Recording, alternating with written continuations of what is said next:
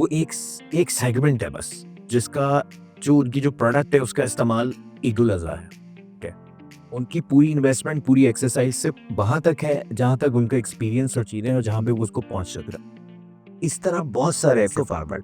जिनकी बाकायदा तौर पर लैंड्स भी हैं, जिनकी इन्वेस्टमेंट्स भी हैं और जो इस पे सारा साल मेहनत भी कर रहे हैं। हम ये चाहते हैं कि वो इसके अलावा लाइव स्टॉक पे काम करें, इसके अलावा ऑस्ट्रिच के ऊपर काम करें, इसके अलावा और बहुत सारी ऐसी ऐसी प्रोडक्ट्स हैं लाइव स्टॉक की जिसको हम इसके साथ कर सकते हैं। लेकिन वही वाली बात है कि हमारे पास एक्सपीरियंस होल्डर्स नहीं होते।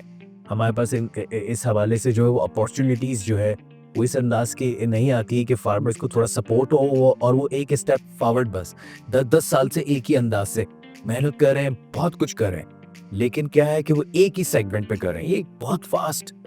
वो है। हमने एक साथ जो डेल्फा सेक्टर्स को एक साथ जो शामिल किया ना, इसकी सबसे बड़ी वजह ये है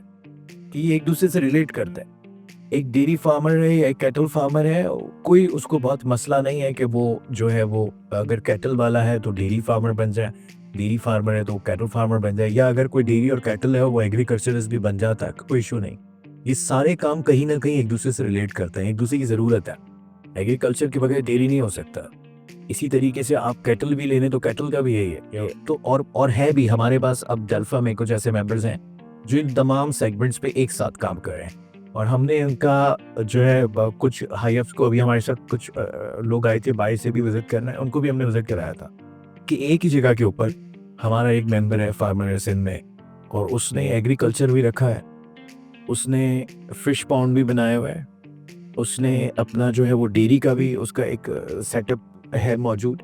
और उसके साथ साथ फिर उसने दीगर दूसरे जितने जो है वो हमारे लाइव स्टॉक रिलेटेड एनिमल्स हैं जो फॉर द फैटनिंग के या मीट के पर्पस के लिए जाता है, उसने एक ही जो है वो 50 एकड़ पे, ये भी नहीं कि उसको कोई 500 एकड़ की जरूरत पड़ी हो, एक 50 एकड़ पे वो इस सारे सेगमेंट पे काम कर रहा है और उस सारे सेगमेंट पे एक जैसी मेहनत है और एक दूसरे से रिलेट करता है, एक दूसरे से इनकी बाय प्रोडक्ट्स या इनकी वेस्ट प्रोडक्ट, ये दोनों जो है वो एक दूसरे से काम आती है एक दूसरे में। अब इस चीज़ को समझने की हमें ज़रूरत है कि हमने जो है वो सिर्फ ऐसा नहीं करना है कि हमारा फार्मर ज़िंदगी भर एक ही शॉप में रहते हुए खरीद रहा है, उसको बहुत अच्छे अंदाज से पाल रहा है, उसको बहुत अच्छे अंदाज उसकी टेक केयर कर रहा है और उसके बाद उसको भी सिर्फ ये नहीं है, इससे आगे जाना है। हम बहुत अच्छा नेशन को सर्व कर सकते हैं और लोगों के लिए नए एवेन्यूज खोल सकते हैं, इससे रोजगार हासिल हो सकता है। आप मुझे बताएं, मैं नहीं समझता शायद रफी कि कोई ऐसी इंडस्ट्री हो जिसमें अनस्किल्ड आदमी भी जो है ना वो रोज के जो है वो